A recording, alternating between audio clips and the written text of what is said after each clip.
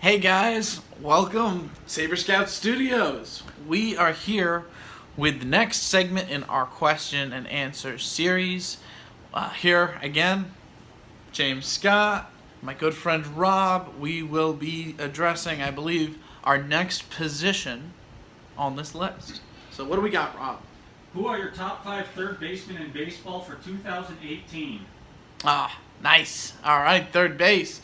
Now this was one of the more difficult positions to do, mainly because third baseman, there are tons of good ones around the league right now, and you really have to balance out the offense and the defense with this particular position.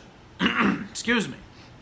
There are a lot of third basemen out there who, for instance, are phenomenal offensive players but can't play defense. As you guys know from my other shows, I'm a big Yankee fan. I wanted to have Miguel Andujar on here with the way that he is hitting, but frankly, his defense is not good enough to crack a top 5 list, even as an honorable mention in the 6th spot. So, needless to say, sadly, guys, he is not on here. But without further ado, we will be addressing our list from honorable mention all the way down to number 1. As always, we want to try and keep you guys around through the whole video, so we're not just going to give you our number 1, even if it is an obvious pick. If we're going center field, our obvious number 1 pick is going to be Mike Trout. But to get back to third base here, at our honorable mention, we have good old reliable Anthony Rendon. Rendon had a monstrous season last year, but has seemingly come a little bit back towards, the player that he really is this year. So far, he's been 22% above league average, WRC plus wise. Rendon does have a small injury history where you can kind of anticipate him getting dinged up and missing something along the lines of 20-ish games per year. However, he has the ability to play second base.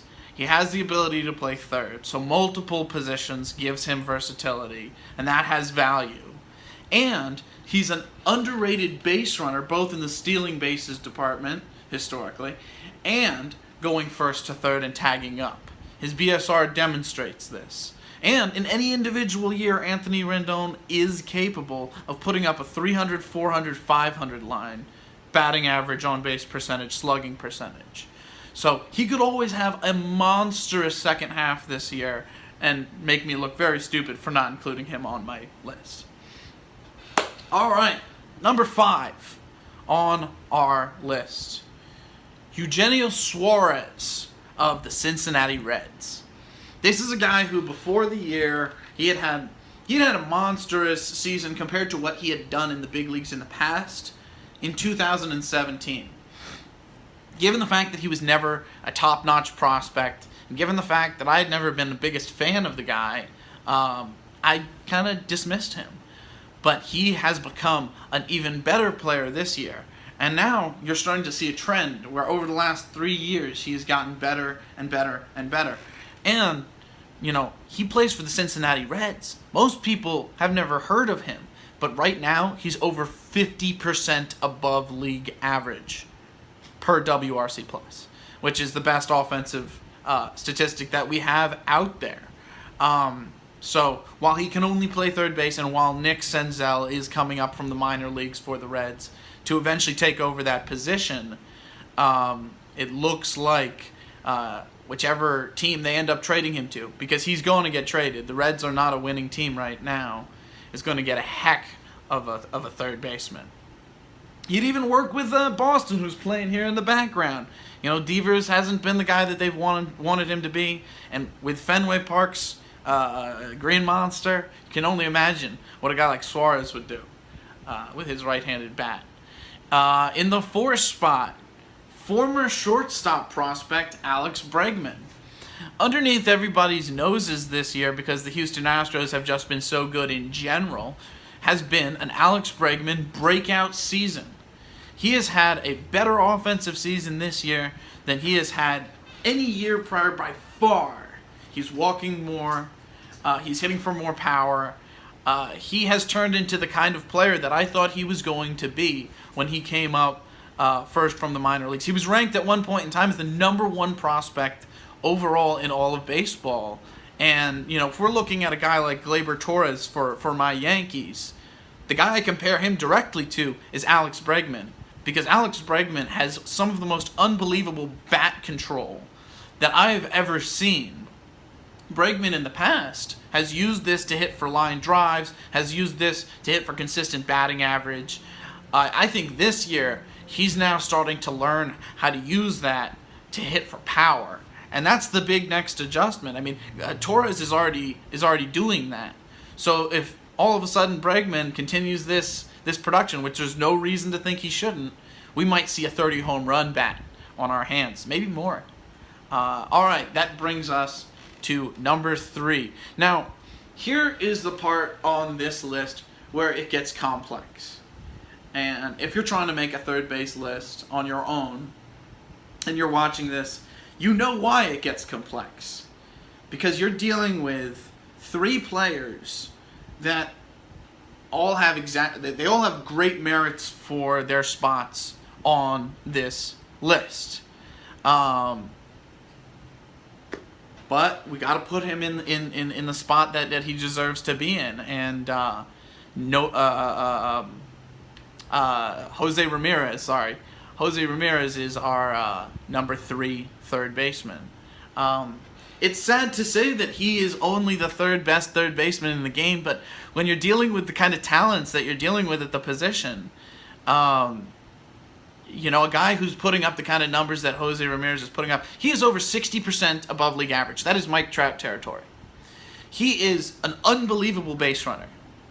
He is hitting for an isolated power above 300. And while he has cost his batting average on balls in play for that, if you can ever have an isolated power in the 300s, you are doing incredible. It just, for Jose Ramirez, he's done this kind of a production in the past. He was third place in the entire AL MVP race last season behind Aaron Judge and Jose Altuve. This guy clearly has elite talent.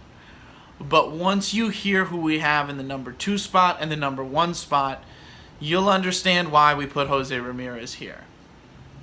In the number 2 spot, we have the Rockies' third baseman, Nolan Arenado. Arenado in the past has hit for 40 home run power, 38 home run power, that kind of big-time power. But the big draw to him was beyond his just ability to hit, was that unbelievable glove. This is a guy who's capable of putting up Gold Glove seasons every single year at the position now that Manny Machado is moved off the position. Potentially if Manny Machado was going to go to the NL, he would have blocked him. But this is a guy who he's going to be a historic third base defender, and now his offense has gotten better. His offense is there. The guy's 40+% above league average right now. And when you look at him compared to a Jose Ramirez, maybe Jose Ramirez is now the better hitter than Arenado, which is mind-blowing knowing how good of a hitter Arenado is. But Arenado is such the superior defender and has proven it year to year to year. Whereas Jose Ramirez, while like we mentioned with Anthony Rendon, Jose Ramirez is capable of playing shortstop and second base. They don't have him playing shortstop and second base, so he doesn't exactly have that. Even though he has the talent for it, he hasn't contributed the value. And Nolan Arenado is not just capable of playing third base. They haven't played him anywhere else, but that third base defense, compared to what Jose Ramirez is giving you at third base defensively, that's the reason why Arenado just nudges Jose Ramirez. Not to mention the fact that Arenado was always considered a much higher ranked prospect, so his ceiling might even be higher than this offensively. And that brings us to our number 1 on the list. And, if you guys have just done process of elimination, of course you know who we're going with here. And that is Chris Bryant. Now, Chris Bryant is not nearly the defender that Arenado is, or the hitter that either him or Jose Ramirez are so far this year.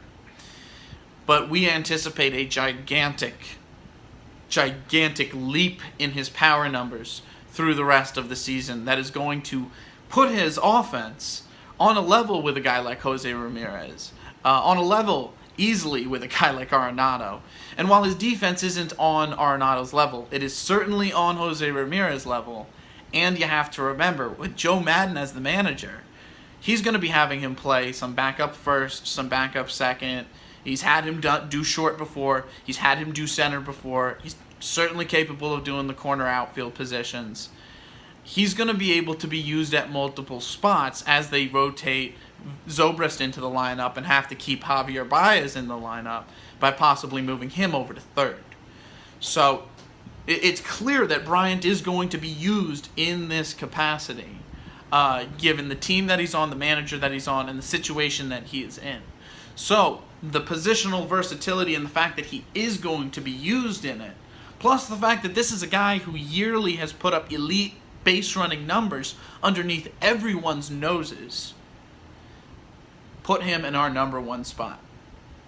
You know, I was asked the other day, outside of, Mike Trout, if I couldn't pick Mike Trout and I couldn't pick a pitcher, if I could pick any player in baseball to be on my team, the guy I picked was Chris Bryant, because you do not see a hitter who yearly is going to be 40+% above league average, maybe 50+% above league average at this point, who also can play literally every position and can steal bases and is elite at tagging up and going first to third and can hit for average and doesn't strike out and walks enough to have a high on-base percentage and has a high isolated power and has a high batting average on balls in play. There's nothing that Chris Bryant doesn't do at an elite level other than play defense. He doesn't play elite defense. But he plays everywhere, so who cares? This puts him on a level in terms of not just, you can measure things by WAR, but on a talent level and a value level that is unrivaled in baseball amongst position players by literally anyone other than Trout. So we have to put him as number one at the position. As always, this has been James Scott. This has been my buddy Rob here presenting us with these great questions. This has been Saber Scouts. Please click like, give us a share. We always appreciate that kind of stuff. If you want to get involved, if you want to join the discussion, we have a question and answer submission page on Saberscouts.com.